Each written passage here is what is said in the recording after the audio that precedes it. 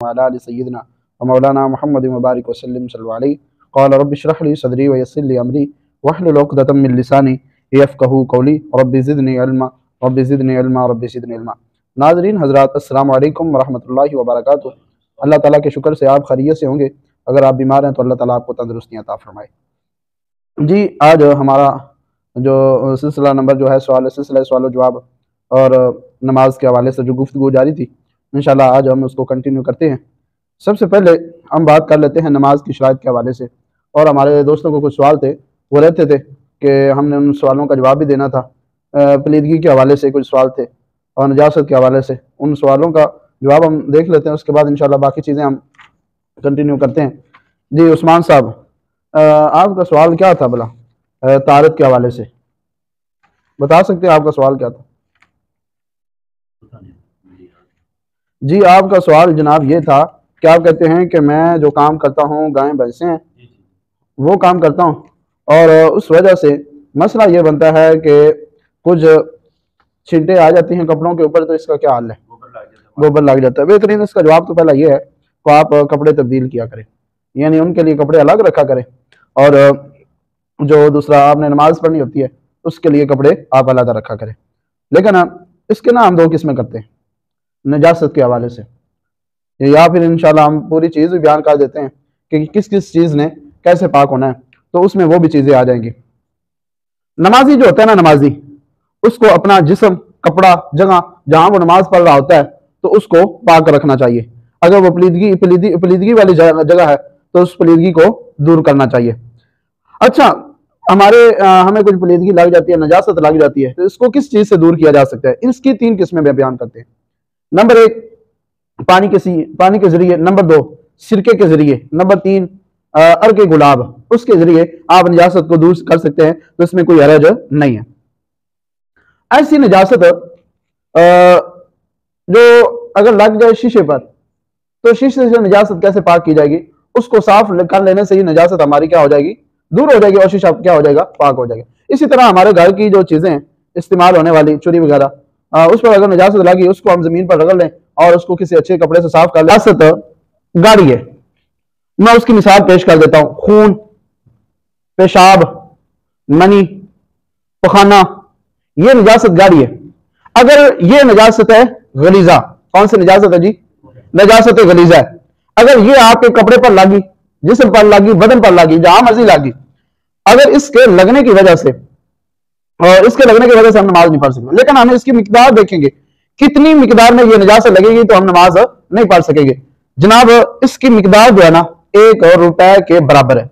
यानी अगर हम यहां पर 1 रुपया रखें ना, 1 रुपया यहां पर 1 रुपया रखें, तो नजासत जो लगी 1 रुपए के बराबर है, तो फिर हम नमाज पढ़ सकते हैं, या उससे कम है। ऐसी नजासत अगर लग जाए जो 1 रुपए के बराबर या इससे कम है, तो ऐसे कपड़ों में अगर इंसान ने नमाज पढ़ ली तो नमाज में कोई हरज नहीं है, नमाज उसकी अदा हो जाएगी।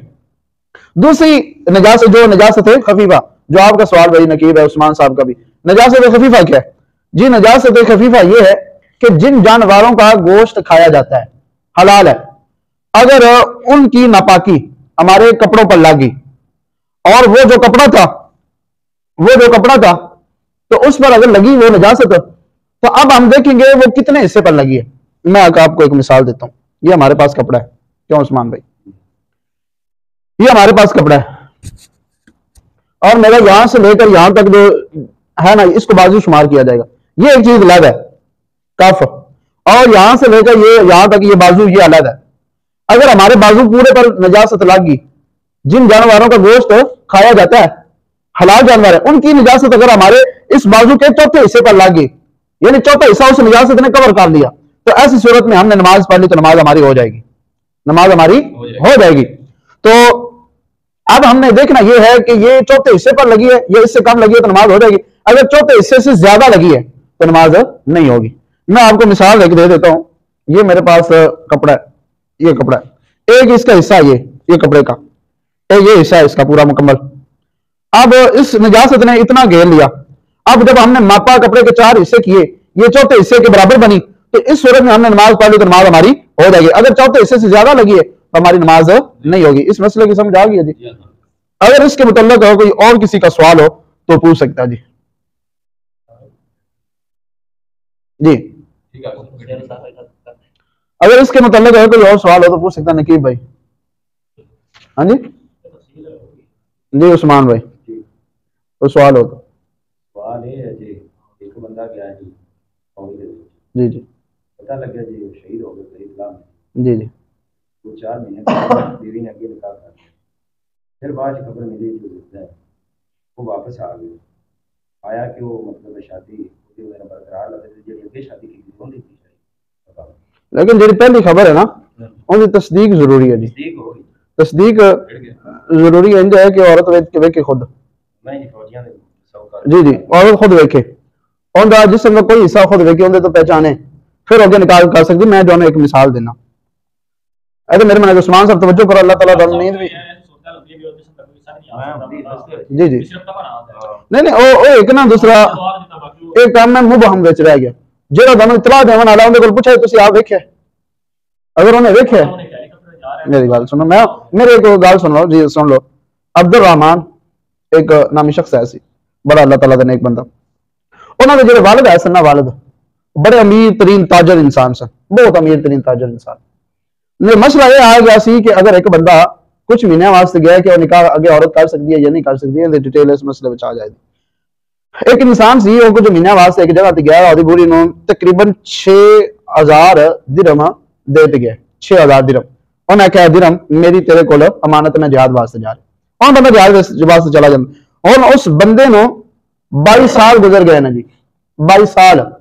कई आख्या मर गए, कई आख्या रुड़ गए, कई आख्या उन्हें नहीं लभना, उन्हें निकाह कर लिया औरत ने, उन्हें क्या मैं नहीं करना, उन्हें शरीयत इजाजत नहीं देती इस चीज से जिन्नी देर तक फुल तस्दीक ना हो जाए, फुल तस्दीक ना हो जाए कि उसने मैं देख लवा अपनी अखा ना देख लो जिसम का कोई हिस्सा या जो बंदा दसन आया वो वेख के दसे, ये गल ना करे कि मैं हेलीकॉप्टर लैके गया लेकिन वो वापस ही नहीं आया, इनका मतलब मारी गया, ये तो गल है मुबहम, इन तस्दीक नहीं है।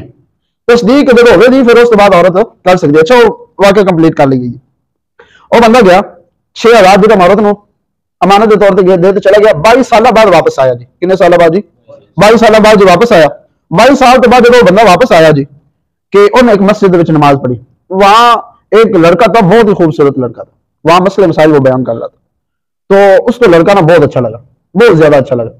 उसने कहा काश इस जैसा इल्म मेरे पास होता, इस जैसा इल्म मेरे पास होता तो मैं भी अल्लाह ताला की मखलूक की खिदमत करता। अब वो घर में आया, औरत देखकर हैरान होगी कि मेरा शोर आ गया। वो 22 साल बाद उसने आते ही ये बात पूछी, मेरा 6000 दिरहम किधर है, मेरा 6000 दिरहम किधर है।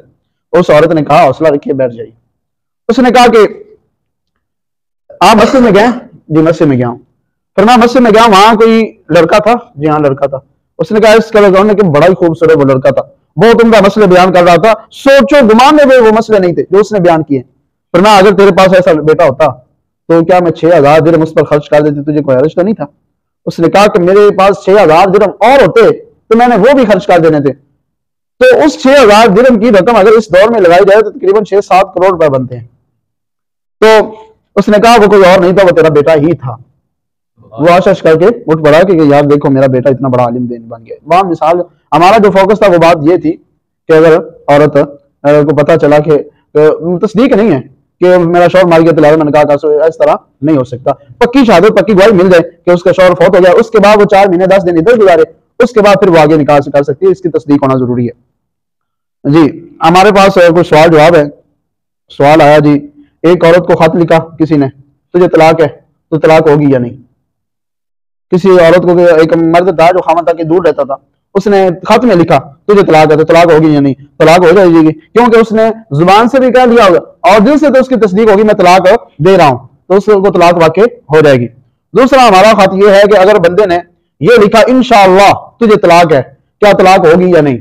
उस बंदे ने क्या लफ्ज इस्तेमाल किया उस्मान साहब?